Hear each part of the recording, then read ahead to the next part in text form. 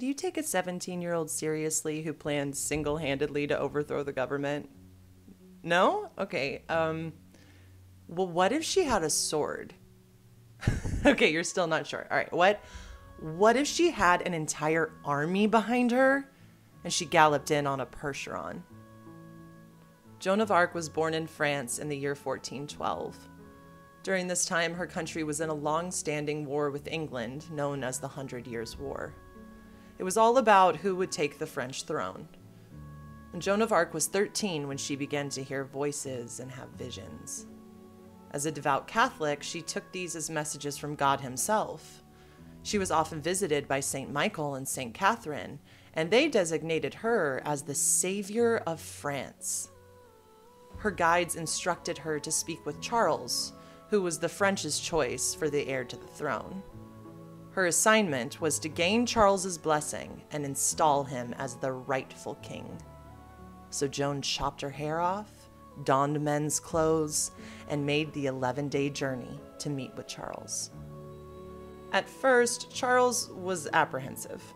He did not take this fiery, self-proclaimed prophetess seriously, even though she had gained the trust of many of the townspeople. So Charles decided to set up a sort of test. He dressed incognito and surrounded himself with the crowd members of his court, seeing if Joan would be able to identify him out of this crowd. She did so immediately.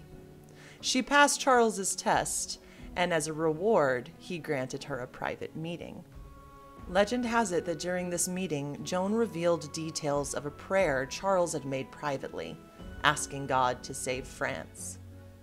Charles, though still not fully sold on Joan, he relented. He gave the 17-year-old battle armor and one of his best horses, a mighty Percheron. She loved that powerful beauty immediately. There was not a drop of doubt in Joan's mind that atop that Percheron with the fire of God in her sword, she would lead France to victory.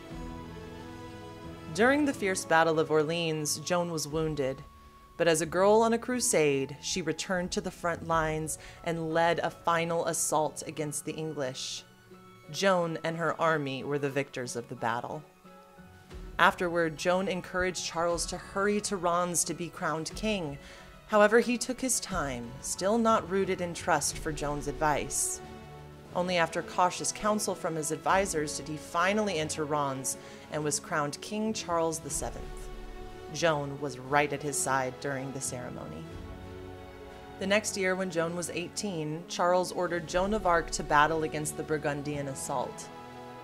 During the brutal clash, Joan was thrown from her horse and taken captive.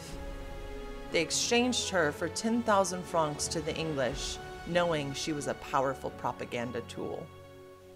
When Charles got word of Joan's capture, he made no attempt to negotiate her release. He forsook her. He abandoned his best warrior who paved the way for the crown to sit upon his ungrateful head. The English sent Joan to trial on 70 counts, including witchcraft, heresy, and dressing like a man.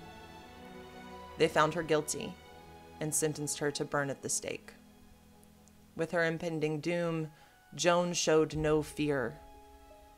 They wanted to see her suffer, and legend has it in an immense act of cruelty, they decided to burn her Percheron before her eyes.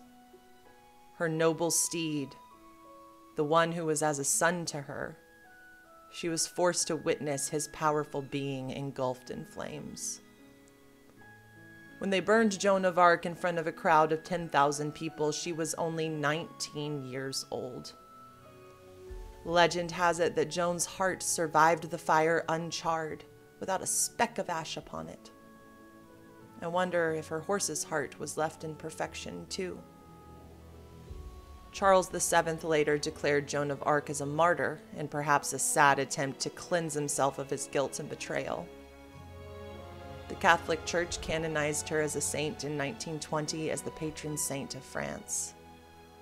The imagery of Saint Joan is ever a young, powerful warrior child atop a beautiful Percheron, the two bound by faith, strength, and unsinged hearts. This is the story of Joan of Arc and her Percheron.